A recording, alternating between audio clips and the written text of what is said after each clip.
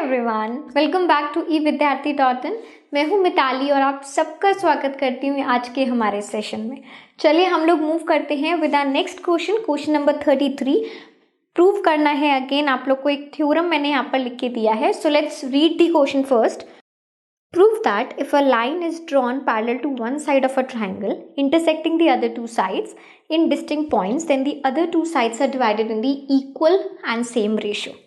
तो सबसे पहले आपको जो एक थ्योरम हमें यहाँ पे प्रूव करने के लिए दी गई है, ये मैंने बिल्कुल सेम थ्योरम सीबीएसई के बेसिक पेपर में भी बोला गया है, तो मैंने वहाँ पर भी करा है। आप यहाँ से जाके उसको चेक कर सकते हो। उसके बाद आपसे पूछा गया है that using the same very theorem, आप उसी थ्योरम को यूज करें and just prove a line drawn through the point of intersection of the diagonals of a trapezium and parallel to the base of the trapezium divides the non-parallel sides in the same ratio. So basically यहाँ पर आपको जो दिया गया है, so I am proceeding with the second proof. मैं second proof के साथ आगे बढ़ रही हूँ। Reason being, आपका जो first proof है यानी कि triangle वाला जो proof है, जिसको थ्योरम को मैंने यहाँ पर state भी किया है, उसको हमने already प्रूफ कर रखा है, डिस्कस कर रखा है। आप यहाँ से जाके ऊपर से चेक कर सकते हैं, ठीक है। लिंक आपको गिवन है, बट अब पहले मैं आपको समझा देती हूँ कि हमें गिवन क्या है। तो हमें गिवन ये है, यहाँ पर मैंने एक स्टेटमेंट आपको लिख के दिया है। सपोज आपके पास एक ट्राइंगल है, ठीक है। इस ट्राइंगल में हमने क्या किया, एक पैरेलल लाइन ड्रॉ करी। ये देखिए ऐसे, ये लाइन किसके पैरेलल है, ये हमारी थर्ड साइड के पैरेलल है। तो जो ये साइड थर्ड साइड के पैरेलल है, हमारी बाकी दो साइड्स को ये दो डिस्टिंक्ट पॉइंट्स पे यानी कि दो अलग अलग पॉइंट्स पे इंटरसेक्ट करती है। दिख रहा है मुझे, है ना। तो ये जो पॉइंट है ये हमारी इन दोनों साइड्स को इक्वल हिस्सों में बांटता है, ये हमारी थ्योरम हमें कहती है, ठीक है। क्योंकि हम ये प्रूव कर चुके हैं, तो अब हम इसका नेक्स्ट पार्ट प्रूव करने जा रहे हैं, जिसमें कि हमें क्या दिखाना है। Suppose you have a trapezium, हमारे पास एक ट्रेपेजियम है इस तरीके से, ठीक है। सो अब मैंने अपनी ट्रेपेजियम को साइड्स ले ली, A B C and D. अब मुझे क्या दिखाना है, मुझे दिखाना है कि सबसे पहले तो आप इसके डायगोनल्स बनाइए, ठीक है। हमने अपने डायगोनल्स बना दिए। उसके बाद आपसे पूछा गया है कि जो पॉइंट ऑफ इंटरसेक्शन है आपके डायगोनल्स का, फॉर एग्जाम्पल दिस, ये हमारा पॉइंट ऑफ इंटरसेक्शन है, इससे आप एक लाइन ड्रॉ करें which is parallel to the base of the trapezium. तो ये मैंने ई एफ पॉइंट बोला, और ये किसके पैरेलल है, E F is parallel to your base of the trapezium यानी कि ए बी। अब प्रूफ हमें ये करना है कि आपका जो ई एफ है ना, ये आपके नॉन पैरेलल साइड्स को इक्वल रेशियो में डिवाइड करता है, ठीक है। इक्वल रेशियो का मतलब है कि हमें क्या प्रूफ करना है, ए ई अपॉन ई डी। मैं अगर इसे ऐसा लिखूं तो किसके बराबर होगा, B F upon F C. ये मुझे प्रूफ करना है। क्लियर हो गई बात, क्वेश्चन समझ आ गया, उसको यूज करके ये प्रूफ करना है। अब बहुत छोटी सी बात, अगर हमें एक ट्राइंगल की मदद लेनी है इस पूरे ट्रेपेजियम की थ्योरम को प्रूव करने के लिए, इसका मतलब है मुझे अपने ट्रेपेजियम में क्या ढूंढना होगा, मुझे अपने ट्रेपेजियम में ढूंढने होंगे ट्राइंगल्स। तो कौन से दो ट्राइंगल्स के साथ मैं अप्रोच करने वाली हूँ। सो मैं यहाँ पर एक ट्राइंगल ले रही हूँ, ये दिख रहा है A B and D, clear दिख रहा है, या फिर डी ए बी ले लो, कुछ भी ले लो, मैं ऐसे आपको बोल रही हूँ डी ए बी। तो मैं सबसे पहले यहाँ पर एक ट्राइंगल कंसीडर करने वाली हूँ, consider triangle D A B, ठीक है। अब देखो अगर आप इस डी ए बी ट्राइंगल को देखते हैं तो हमारे पास क्या हिस्सा आया है। मैं आप चाहते हो तो इसको अलग से एक बार बना के दिखाती हूँ कि मेरे पास कौन सा हिस्सा आया है। कुछ ऐसा मेरे पास आया है, ठीक है। ये डी पॉइंट है, ये ए पॉइंट है, ये बी पॉइंट है। उसके बाद मेरे पास एक लाइन आई है ऐसी वाली, जहाँ पे ई पॉइंट ये है, इसको नाम दे देते हैं ओ, इसको वही नाम हो गया ओ, क्योंकि मैंने इस वाले हिस्से को उठा के ना वहाँ आपके लिए रख दिया है, ठीक है। और हमें क्या दिख रहा है इस ट्राइंगल में, अच्छा ये हमें एक छोटा सा ऐसा कुछ बना हुआ दिख रहा है, और दो इस ट्राइंगल में हमें इसकी कोई ज़रूरत नहीं है, ठीक है। सो मैं अपने इस ट्राइंगल को, पूरे ट्राइंगल को अच्छे से देखना चाहती हूँ। अब आप ध्यान से देखो, ये जो मेरा EO है ना, EO is parallel to one side of the triangle AB है।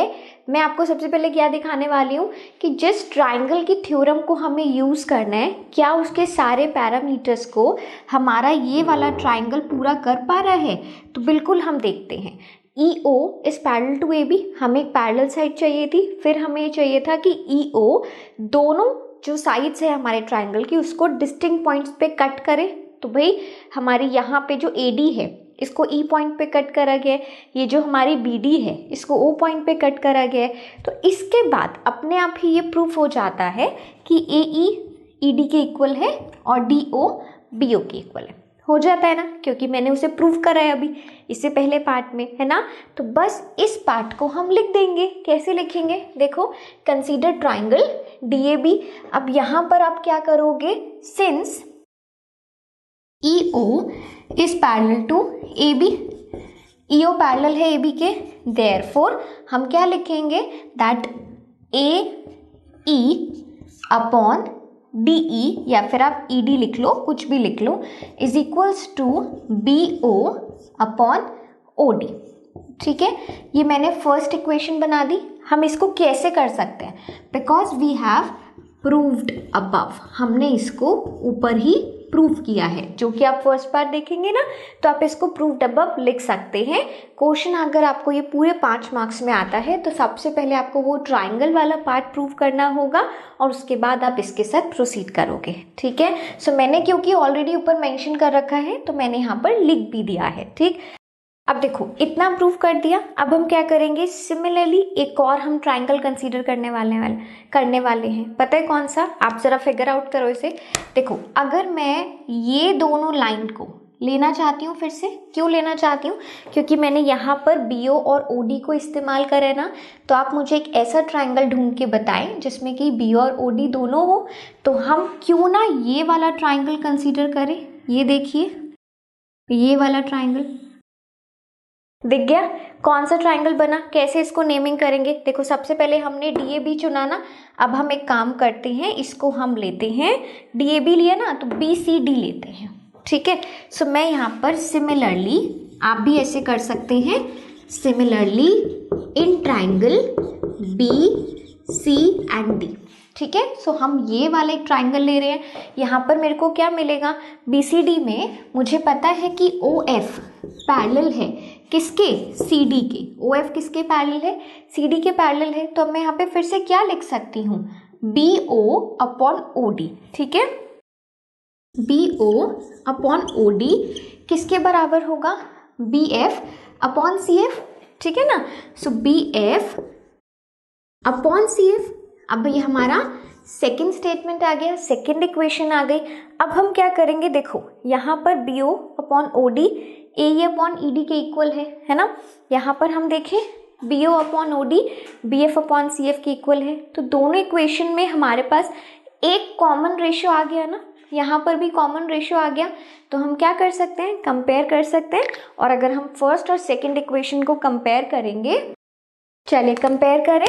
सो बाय इक्वेशन 1 एंड 2, यानी कि अगर मैं दोनों इक्वेशंस को यहाँ पर कंपेयर करती हूँ तो I could say AE upon ED is equals to BO upon OD and this is equals to किसके बराबर है, BF अपॉन CF, है ना भाई, ये लिखा है हमने। ठीक है, चलो इसे थोड़ा सा अच्छे से लिख देते हैं। अच्छा, इसका क्या मतलब है, that AE upon ED is equals to BF upon CF। देखिए जरा अपने ट्रेपेजियम में, AE upon ED is equals to BF upon CF। यही तो मुझे प्रूव करना था। कहाँ लिखा है हमने, ये रहा भैया।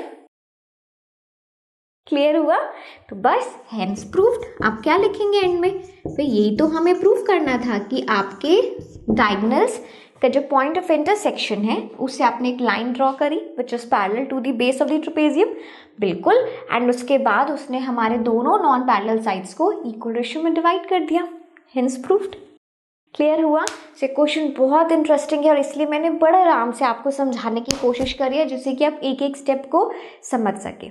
Okay, so I really hope कि मैं अपनी मेहनत में सफल हुई हूँ और आप अपनी समझने में सफल हो। ठीक है, हम मिलते हैं अपने नेक्स्ट सेट ऑफ क्वेश्चंस के साथ। तब तक के लिए कीप लर्निंग एवरीवन।